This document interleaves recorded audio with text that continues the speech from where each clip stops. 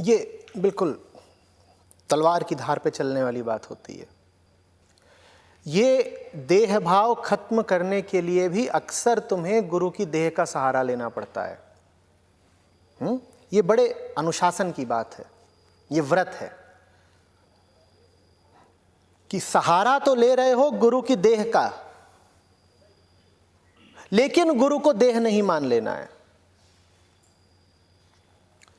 तुम्हारा देह भाव खत्म हो, इसके लिए तुम्हें सहारा तो गुरु की देह का ही लेना पड़ेगा। क्यों? क्योंकि तुम अपने आप को देह मानते हो ना। जो अपने आप को देह मानता है वो देह के अतिरिक्त सुनेगा किसकी? तुम आसमान की सुन सकते हो? तुम पेड़ों की, पशुओं की, पक्षियों की सुन सकते हो? तुम तो अपने आप को मनुष्य देह मानते हो। तो तुम किसी निराकार की तो सुन नहीं पाओगे। साकार में भी जो तुम्हारी भाषा ना बोलता हो उसकी भी नहीं सुन पाओगे। अन्यथा गुरुता तो पूरे अस्तित्व में है। सिखाने को तुम्हें ये दीवार भी सिखा दे, ये पर्दा भी सिखा दे, सिखाने को तुम्हें बारिश की एक बूंद भी सिखा दे, पर उनसे सीख नहीं पाओगे क्योंकि तुम अपने आप को मानते हो मनुष्य देह है। चूंकि तुम अपने आप को मनुष्य देह मानते हो, इसीलिए तुम्हें गुरु भी देह रूप में चाहिए। गुरु देह रूप में चाहिए इसलिए नहीं कि तुम अपना देह भाव और सघन कर लो और गुरु को देह ही देखना शुरू कर दो। गुरु तुम्हें देह रूप में इसलिए चाहिए ताकि वो तुम्हारा देह भाव काट सके। तो मैंने कहा ये बड़े अनुशासन की बात होती है कि सामने गुरु बैठा हो शरीर धारण करके, लेकिन फिर भी तुम मन में मान्यता यही रखो कि जो बात आ रही है मुझ तक वो किसी शरीर से नहीं आ रही। शरीर तो हाड़ मांस है, शरीर से ऐसी बातें कैसे आ सकती हैं? ये बातें कहीं और से आ रही हैं। नहीं तुम ये कहो कि जो बातें आ रही हैं वो मन से उठ रही हैं, क्योंकि मन तो वृत्तियों और प्रभावों का पुतला है, अनुभवों का संकलन है। जो बातें आ रही हैं वो वृत्ति से आगे की हैं, अनुभवों से अतीत हैं, तो वो बातें फिर मन से कैसे आ सकती हैं? तो निश्चित रूप से जो बातें अभी मुझ तक आ रही हैं वो भले ही प्रतीत होती हैं किसी शरीर से आती हुई, पर वो किसी शरीर से नहीं आ रही हैं, न तन से आ रही हैं, न मन से आ रही हैं, वो कहीं और से आ रही हैं। ये अनुशासन शिष्य को रखना ही पड़ता है, और जो शिष्य ये अनुशासन नहीं रख पाता वो अपना बड़ा नुकसान कर लेता है। ये अनुशासन सरल नहीं है, कठिन ही है। कठिन इसलिए है क्योंकि तुम्हें साफ दिखाई पड़ रहा है कि सामने बैठा शरीर बोल रहा है, तुम्हें आवाज सुनाई दे रही है, तुम्हें होठों का चलना सुनाई दे रहा है, तुम्हें वाक्य विन्यास की पूरी प्रक्रिया दिखाई दे रही है, तुम्हें बात उच्चारित होती दिखाई दे रही है, तुम्हें यह भी दिख रहा है कि जिस भाषा में बात आ रही है वो आदमी की ही भाषा है। लेकिन फिर भी तुम्हें ये जागरूकता बनाए रखनी है कि बात लग भले ही रही हो कि हाड़ मास से आ रही है, बात भले ही प्रतीत हो रही हो कि इंसान की भाषा में आ रही है, पर ये बात इंसानी नहीं है, हाड़ मास की नहीं है, बात कहीं और से आ रही है, गुरु शरीर नहीं होता। अगर ये धारणा लगातार तुमने नहीं बना रखी है तो सुनने से तुम्हें लाभ की जगह नुकसान होगा।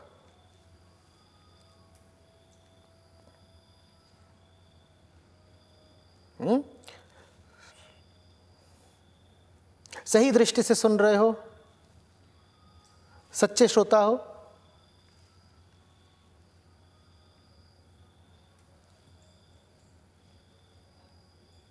तो गुरु के पास जो समय बिताओगे उसके बाद पक्के होकर लौटोगे, अन्यथा समय संसाधन व्यर्थ गवाए। ये लगातार जागरूकता रखनी पड़ती है कि छवियां बन रही हैं, मन आतुर है गुरु को छवियों में कैद कर लेने को, और तुम्हें सतर्क रहना पड़ता है कि मन सफल ना हो जाए। गुरु की छवि भी जब याद आए तो गौर करना कि तुम क्या याद कर रहे हो। छवि तो तुम्हें बहुत लोगों की याद आती है ना। दिन के सारे पहरों को उठा के देख लो तो कभी तुम्हें दोस्त यार की छवि याद आती है, कभी माता पिता की याद आती है, कभी किसी फिल्मी अभिनेता अभिनेत्री की भी आ जाती है। गुरु की छवि तुम्हें वैसे ही नहीं याद आ सकती जैसी कि दोस्त यार, माँ बाप या अभिनेता अभिनेत्री की आती है। अंतर होता है, अनुशासन चाहिए। दूसरे जब छवि रूप में सामने आते हैं तो वो उतने ही हैं जितने छवि में दिख रहे हैं। गुरु जब सामने आता है छवि रूप में तो छवि सिर्फ प्रतीक है, इशारा है। अंतर समझना। तुम्हें भाई की छवि आई तो भाई का चेहरा तुम्हारी आंखों के सामने आ गया। भाई उतना ही है, भाई शरीर के अतिरिक्त कुछ नहीं है। जिस दिन वो शरीर नहीं रहेगा उस दिन तुम कह दोगे भाई नहीं रहा। ठीक? तो अगर भाई की छवि तुम्हारी आंखों के सामने आ रही है तो भाई जितनी छवि है उतना ही है। भाई उस छवि से आगे कुछ नहीं, बियॉन्ड कुछ नहीं।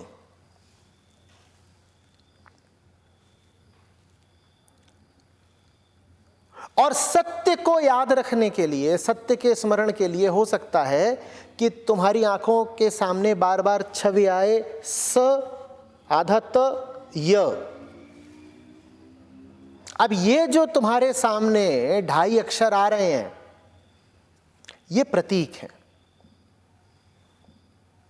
भाई का चेहरा तुम्हारी आंखों के सामने जो आ रहा है वो प्रतीक नहीं है, क्योंकि भाई किसी चीज का प्रतीक है ही नहीं। भाई तो जितना है उतना ही है। प्रतीक का अर्थ होता है कि एक चीज जो अपने से आगे और अपने से बड़ी किसी चीज की ओर संकेत करती हो, है ना। जैसे कि तुम यहां पर एक इशारा लगा दो, उस पर लिख दो तालाब। एक दिशा सूचक लगा दो यहां पर और उस पर लिख दो तालाब। अब ये जो दिशा सूचक है ये तालाब नहीं है अपने आप में, ये क्या है? ये प्रतीक है, ये संकेत है। ये अपने से आगे की और अपने से कहीं ज्यादा विराट और सुंदर किसी चीज की ओर इशारा कर रहा है। तो गुरु की छवि ऐसी है कि यहां पर तुमने एक दिशा सूचक लगा दिया, उस पर लिख दिया तालाब। अब तुम इस दिशा सूचक पर कूद नहीं सकते, तुम ये नहीं कहोगे इसी में नहा लेता हूं। इशारा आगे की ओर है। और दूसरी ओर यहां पर तुम्हें तुम्हारे भाई की छवि आ रही है। तुमने आंख बंद करके तुम याद कर रहे हो, अरे भाई तू कैसा है भाई। भाई कहीं की ओर का इशारा नहीं है, भाई भाई है। तालाब रहेगा, भले ता, ला और ब शब्द रहे चाहे ना रहे, पर भाई का तुमने जो चेहरा याद किया, अगर वो चेहरा मिट गया किसी दिन तो मैंने कहा फिर भाई नहीं रहेगा, क्योंकि भाई उस चेहरे के अतिरिक्त और कुछ है ही नहीं। तो गुरु का चेहरा जब याद करो तो याद अच्छे से रखना कि चेहरा भले ही मुझे याद आ रहा है पर गुरु इस चेहरे से आगे का कुछ है। चेहरा ही मत बना लेना उसे, नहीं तो फिर तुमने गुरु को भी दोस्त यार, भाई बहन, पति पत्नी वाले ही तल पर उतार दिया, लाभ नहीं होगा। गुरु को याद रखना ही काफी नहीं है। जब गुरु को याद करो तो यह भी याद रखना साथ साथ जरूरी है कि तुम गुरु के माध्यम से किसी और को याद कर रहे हो। गुरु प्रतीक मात्र है, इशारा मात्र है। साकार है गुरु, इशारा निराकार की ओर है।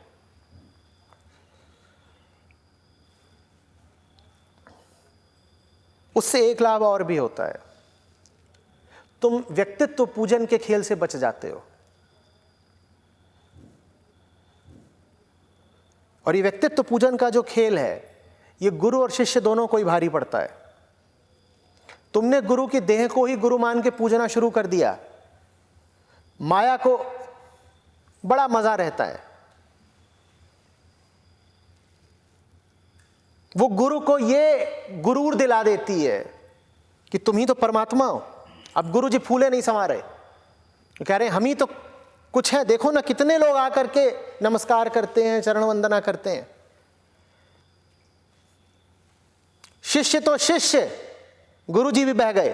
क्यों बह गए गुरु जी? क्योंकि शिष्यों ने गुरु के शरीर को ही गुरु मान लिया और लग गए। फिर देखते हो ना कितने कांड सामने आते हैं।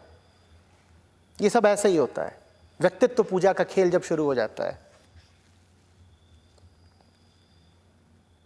उसमें शिष्य को भी कुछ नहीं मिलता और गुरु भी मारा जाता है।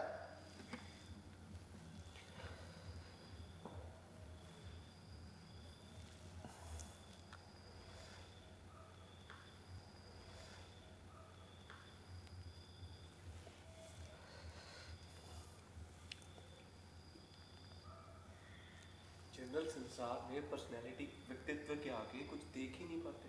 अगर मदर को या फादर को एक पर्सनैलिटी के ही रूप में आज तक देखा है, किसी को भी, टीचर को। ये ठीक किया है, अभी तक तुमने व्यक्तित्वों को ही देखा है, तो उनसे तुम्हें मिला भी फिर उतना ही है जितना तुम्हें कोई व्यक्ति दे सकता है। जितना कोई तुम्हें व्यक्ति दे सकता है वो तुम्हें पूरा पड़ा है। अगर नहीं पड़ा है तो तुम्हें फिर व्यक्तित्व से आगे का कुछ चाहिए ना। अगर गुरु को भी व्यक्ति के रूप में ही देखोगे तो उससे उतना ही पाओगे जितना तुम्हें कोई व्यक्ति दे सकता है। और व्यक्ति बेचारा कितना दे सकता है, उसे खुद ही कितना मिला है। गुरु अगर व्यक्ति है तो उसे खुद ही कितना मिला है।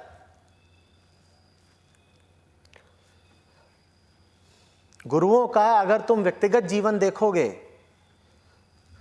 तो तुम्हें बड़ी निराशा सी होगी। तुम कहोगे यहां तो कुछ भी सनसनीखेज नहीं है। हमें तो लगता था कि गुरु जी जाते होंगे, बल्ब की ओर ऐसे देखते होंगे और वो जल पड़ता होगा। खांसी आती होगी तो कहते होंगे जा, और चली जाती होगी। ऐसा तो कुछ है ही नहीं। हाँ, जितने ये नकली पाखंडी घूम रहे हैं वो जरूर बताते हैं कि हमारे साथ ऐसा, हमारे साथ वैसा।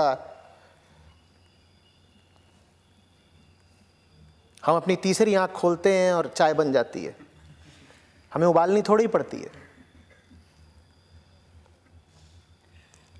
पर जो वास्तव में हुए हैं उनकी जिंदगी में जाकर के देखो। रामकृष्ण कैंसर से गए, बुद्ध पेट की बीमारी से गए, कृष्णमूर्ति कैंसर से गए, रमण महर्षि कैंसर से गए। व्यक्ति के साथ तो वही सब कुछ होगा ना जो किसी व्यक्ति के साथ हो सकता है। जिस सीमा तक गुरु व्यक्ति है, जिस सीमा तक तुम गुरु की देह की बात कर रहे हो, वहां वही सब कुछ चल रहा है जो तुम्हारी भी देह के साथ चलता है। तो गुरु को अगर तुमने व्यक्ति ही बना दिया तो वहां वही सब कुछ पाओगे जो तुम्हारी जिंदगी में पहले से ही मौजूद है। वहां कुछ खास नहीं मिलने का।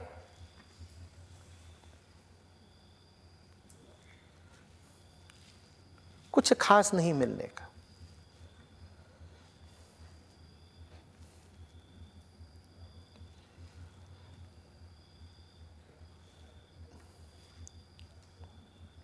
बात समझ में आ रही है? आज तुम यहां बैठ करके वो पुराने लोगों की ओर देखते हो और कहते हो पूजनीय है, पूजनीय है। वो तो अब आम अवधारणा बन गई है। शिशुपाल से पूछो और दुर्योधन से पूछो कृष्ण पूजनीय है, क्या बोलेंगे? और दोनों श्री कृष्ण के समकालीन थे।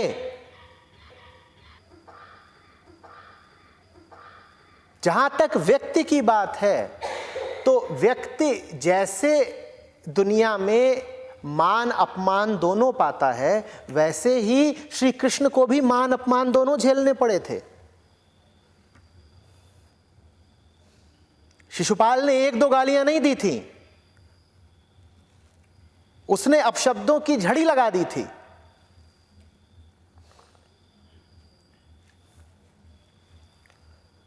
तुम जाओ कंस से पूछो और रावण से पूछो,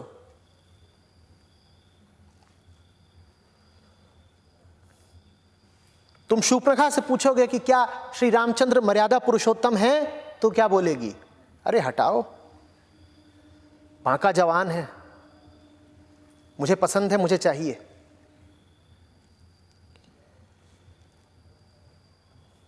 उनकी भी जिंदगी में वही सब कुछ चल रहा है जो तुम्हारी जिंदगी में चलता है। ये तुम्हारे साथ होता है कि नहीं होता है सब, कि कोई गाली दे गया, जैसे तुम्हें कोई गाली दे जाता है वैसे ही व्यक्तिगत जीवन में गालियां तो गुरुओं को भी पड़ी हैं। कौन अछूता रहा है? दुनिया की कीचड़ सब पर पड़ती है बराबर की। हाँ, बीच बीच में कोई होता है जो कमल बन के खिल भी जाता है, पर कीचड़ तो सब पर पड़ती है।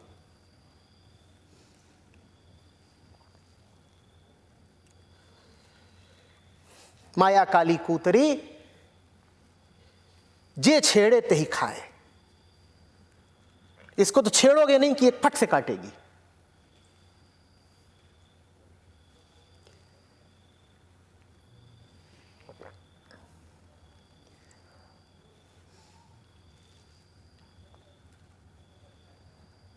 श्री कृष्ण को जानना हो तो गीता को देखना।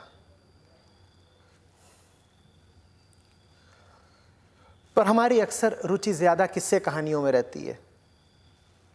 कितने ही कृष्ण भक्त देखे हैं मैंने जो कहते हैं हमें श्रीमद् भगवत गीता से कोई लेना ही देना नहीं, हमें तो कृष्ण का व्यक्तित्व पसंद है। और एक बड़ा दुर्भाग्यपूर्ण आंदोलन ही चला हुआ है श्री कृष्ण के नाम पर, जो श्री कृष्ण के व्यक्तित्व की ही पूजा कर रहा है।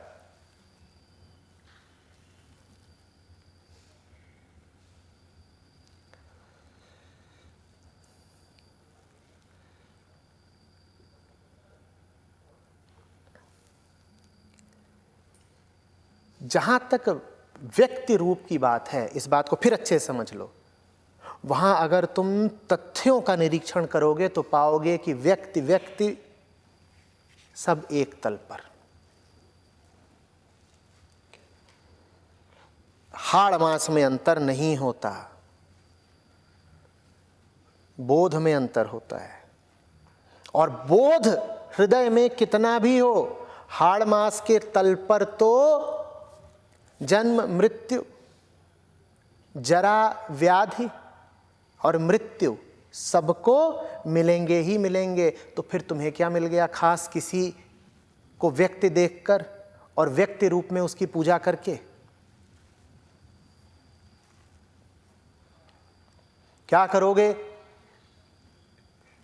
किसी अवतार की पूजा करके? अगर तुम्हें उस अवतार को व्यक्ति ही मानना है, फिर तो वो अवतार भी मरा।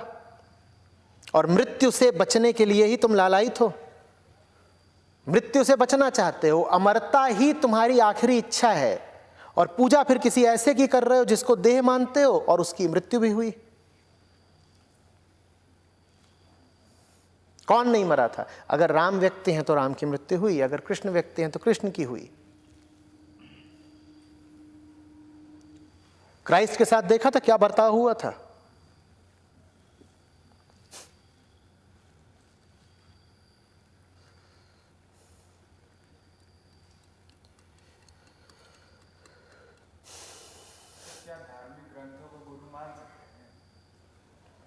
तुम शिष्य हो जाओ, तुम शिष्य हो जाओ। एक बात बताना,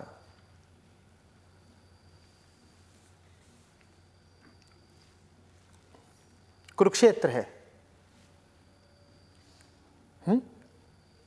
युद्ध स्थल है। अब वेद और उपनिषद तो श्रीमद् भगवत गीता से ज्यादा प्राचीन है, तो महाभारत के युद्ध के पहले दिन भी वेद और उपनिषद तो मौजूद थे। तो श्री कृष्ण ने अर्जुन से ये क्यों नहीं कह दिया कि जा तू और ईशावास्य उपनिषद का पाठ करके आ?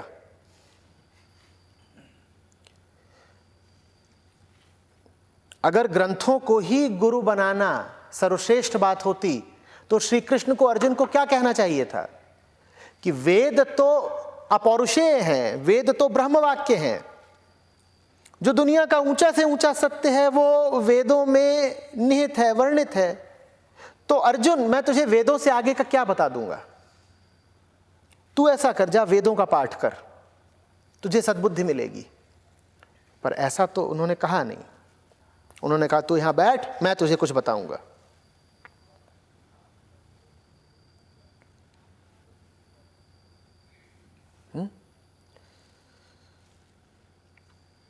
अर्जुन को कृष्ण जितना समझा सकते हैं और जैसे समझा सकते हैं वैसे ग्रंथ नहीं समझा पाते। हां, कृष्ण न उपलब्ध हो तो मजबूरी में चले जाना ग्रंथों के पास, और कृष्ण उपलब्ध हो और फिर कृष्ण कहें कि जाओ और इन इन ग्रंथों का पाठ कर लो, तो भी चले जाना ग्रंथों के पास। पर तुम अपनी ही बुद्धि लगा करके पहुंच गए ग्रंथों के पास, तो क्या खाक पाओगे?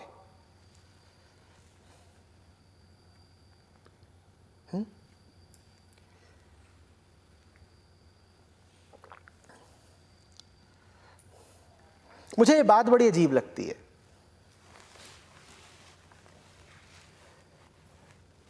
तुम्हें डॉक्टर बनना होता है तो तुम मेडिकल कॉलेज में जाने के लिए छटपटाते हो। मेडिकल कॉलेज माने क्या? दीवारें, वहां के प्रोफेसर, वहां की पूरी शिक्षण व्यवस्था, है ना। और तुम्हें अच्छा डॉक्टर बनना होता है, तुम कहते हो ऊंचे से ऊंचे मेडिकल कॉलेज में जाएंगे। तुम्हें इंजीनियर बनना होता है, तुम अच्छे से अच्छे इंजीनियरिंग कॉलेज में जाने के लिए छटपटाते हो।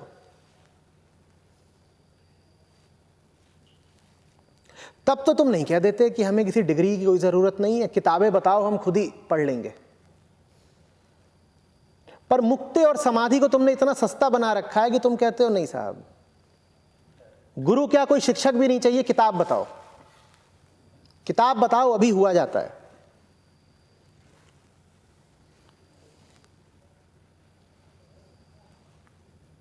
अपने दम पे 8वीं की परीक्षा तो पास होना, तुम समाधि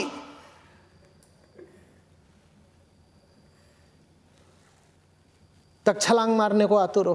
और ऐसे बहुत घूम रहे हैं। और ये भ्रम भी आजकल के तथाकथित गुरुओं ने फैलाया हुआ है। वो कहते हैं हमने कुछ पढ़ा नहीं है, किसी को कुछ पढ़ने की जरूरत नहीं है। तुमने अगर कुछ पढ़ा नहीं है तो जाओ पढ़ो। ये बात शेखी बघाड़ने की नहीं है कि हमने कुछ पढ़ा नहीं है। इस बात पर तो तुम्हें लज्जा आनी चाहिए कि तुमने कुछ पढ़ा नहीं है। अनपढ़ हो क्या? बाकी सब कुछ पढ़ते हो, दुनिया भर के विषयों पर टीका टिप्पणी करते फिरते हो, निश्चित रूप से अखबार पढ़ते हो, टीवी देखते हो, तमाम तरह की पत्र पत्रिकाएं पढ़ते हो, सब कुछ पढ़ते हो। उपनिषद पढ़ते तुम्हें लाज आती है? समझाओ कि उपनिषद क्यों नहीं पढ़े। या तो ये कह दो कि अनपढ़ हूं, काला अक्षर भैंस बराबर, पढ़ने में नहीं आता इसलिए नहीं पढ़े। पर इतनी अंग्रेजी बोलते हो, सब कुछ पढ़ सकते हो। कबीर साहब के पास जाकर पढ़ते हुए लाज आती है या ग्लानि का अनुभव होता है? क्योंकि वहां जाओगे तो तुम्हारे झूठ खुल जाएंगे, वहां जाओगे तो इतने जो भ्रम तुम फैला रहे हो उन भ्रमों पर से पर्दा उठ जाएगा। खूब प्रचलन हुआ पड़ा है आजकल कि ग्रंथों इत्यादि के पाठ की कोई जरूरत ही नहीं। बेटा वो तुमसे भी आगे निकल गए। तुमने तो बस इतना ही कहा कि खुद पढ़ लूं, वो कह रहे हैं खुद भी पढ़ने की जरूरत नहीं।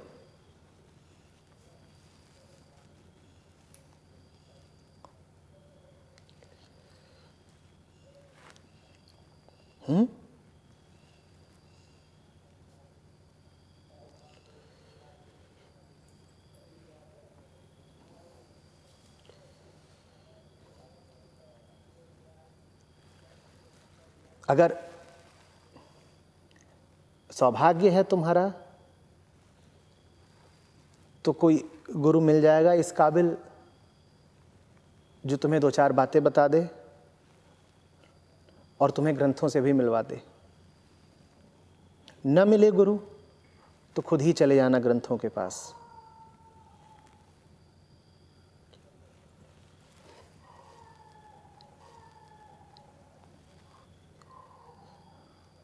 पर ये तमाशा कभी मत कर देना कि न गुरु चाहिए न ग्रंथ चाहिए।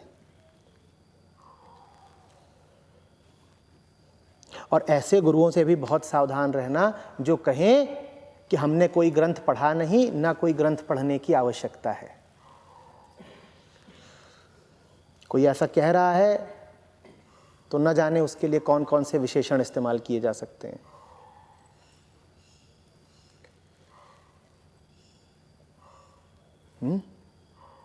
कुछ बातें अच्छे से समझ लो। कोई भी कभी भी जीवन की किसी भी स्थिति में अगर सत्य ग्रंथों के पाठ से इनकार कर रहा है तो फर्क नहीं पड़ता कि स्थिति क्या है, संदर्भ क्या है, उस व्यक्ति की पृष्ठभूमि क्या है, माहौल क्या है, उस व्यक्ति के पास बहाना क्या है।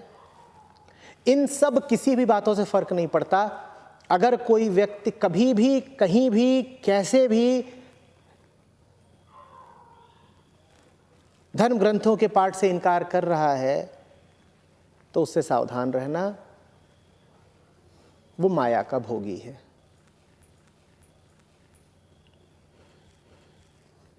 सुख हो दुख हो, दिन हो रात हो, जाड़ा हो गर्मी हो, तुम सांस लेने से इनकार करते हो क्या?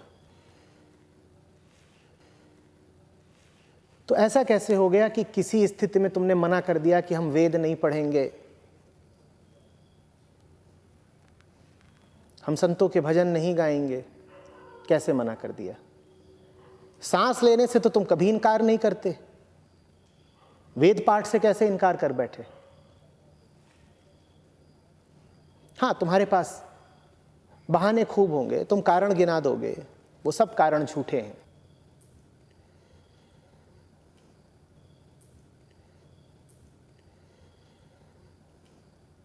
असली कारण एक ही है, अहंकार बहुत है और भोगने की लिप्सा खत्म नहीं हो रही। आचार्य जी फिर ऐसा बोल सकते हैं कि अगर गुरु नहीं तो ग्रंथ का भी महत्व नहीं? बेटा, विशेष परिस्थितियों में ऐसा हो सकता है कि सजीव गुरु तुम्हें कुछ समय तक किन्हीं कारणों से उपलब्ध हो ही ना पाए, तब ग्रंथों का सहारा लो।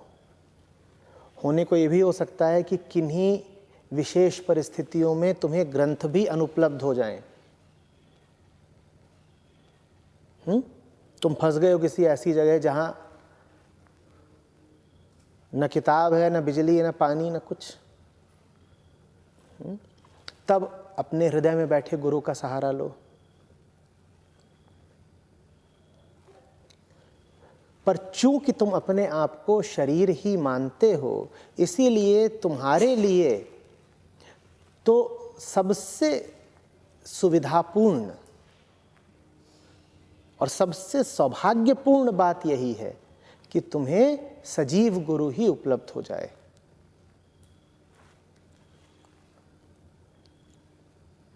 पर इंतजार करते मत बैठे रहना। नहीं मिलता हो कोई जिंदा पथ प्रदर्शक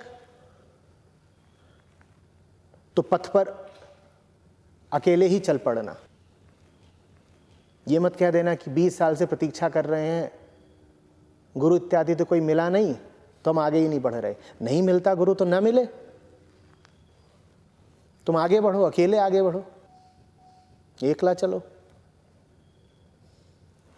जीवन में कभी कभार वो स्थिति सबके साथ आएगी कि कोई साथ नहीं होगा, गुरु भी साथ नहीं होगा। कई बार तो गुरु ही ऐसी स्थितियां निर्मित करेगा कि वो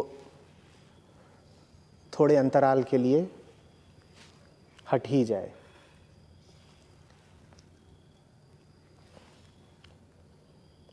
अकेले हो गए हो तो भी चलते जरूर रहना, भले गिरते पड़ते आगे बढ़ो, ठोकरें खाते आगे बढ़ो, पर रुकना तब भी नहीं।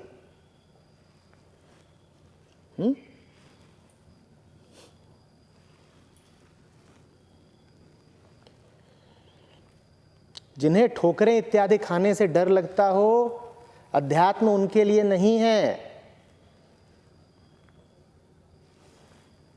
जो सुख सुविधा की जिंदगी चाहते हो, आराम तलब हो, अध्यात्म को एक तरह की अयाशी विलासिता समझते हो, वो कृपया मेरे पास ना आए। अध्यात्म साधना है, संग्राम है। कितना सुंदर शब्द आया है, आप गीता की बात कर रहे थे, परंतप।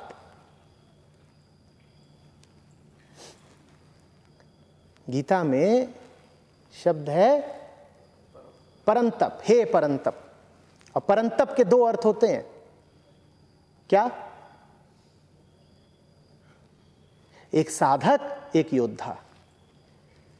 एक साधक और एक योद्धा।